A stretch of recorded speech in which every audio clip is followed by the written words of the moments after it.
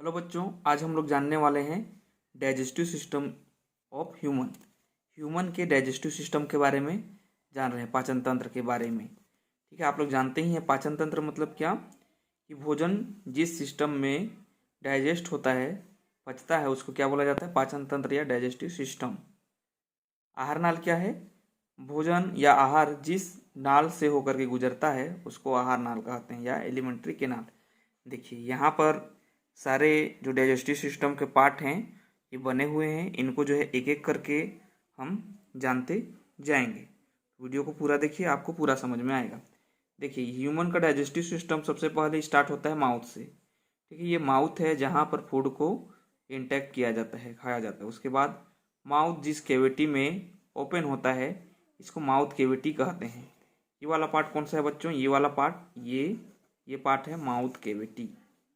ये mouth cavity का part है, MOUT, माउथ कैविटी। ये माउथ कैविटी का पार्ट है क्योंकि माउथ जिस कैविटी में खुलता है उसको माउथ कैविटी कहा जाता है, या मुख जिस गुहा में खुलता है उसको मुख गुहिका कहा जाता है। उसके बाद देखिए यहीं पर लगे हुए हैं 3 डाइजेस्टिव ग्लैंड, लार ग्रंथि। ठीक है, ये सब मैक्सिलरी, सब लिंगुअल, ये जो है जीभ के नीचे पाए जाते हैं। ये क्या है, सब मैक्सिलरी, ये सब लिंगुअल, और ये एक कर्ण की ओर पेराटिड ग्लैंड होता है। इससे जो है स्लेवरी अमाइलेज का श्रावण होता है, या फिर लार जो जूस है लार का, उसका श्रावण होता है। उसके बाद आगे आप लोग को यहाँ दिख रहा होगा फेरिंग्स। ठीक है, ये एक ट्यूबनुमा संरचना है फेरिंग्स।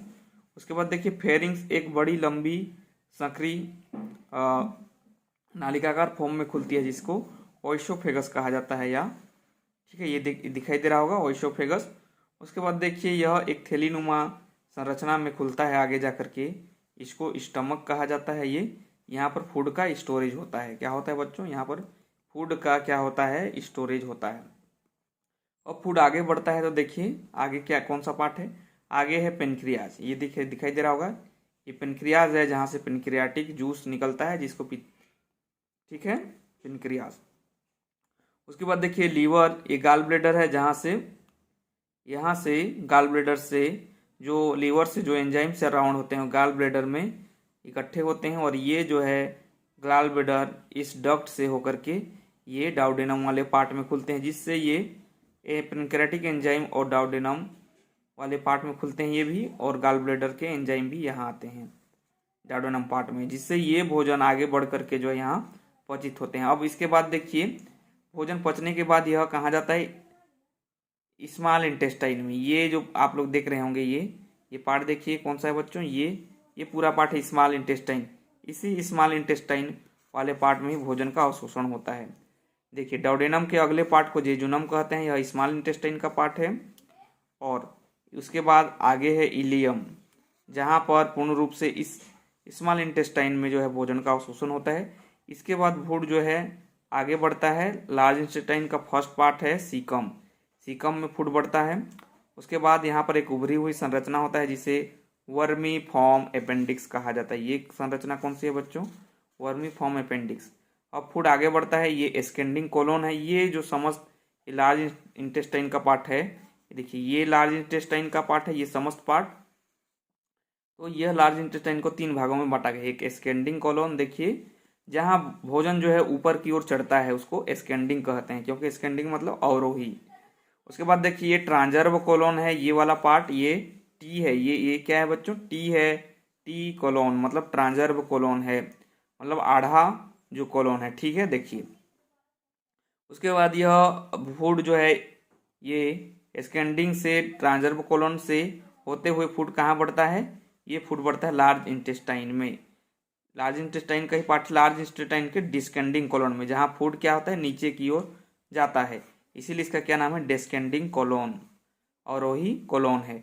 इस कोलोन में और आगे बढ़ता है फूड जिसको क्या कहा जाता है, रेक्टम।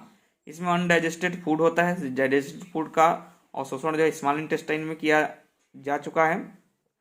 अब यहाँ पर जो एस्केंडिंग कोलोन है और ये रेक्टम, ये आगे उभरी हुई संरचना, ये रेक्टम है जहाँ पर वाटर का एब्जॉर्प्शन किया जाता है, और अनडाइजेस्टेड फूड को फाइनली जो है एनस के माध्यम से बाहर निकाल दिया जाता है।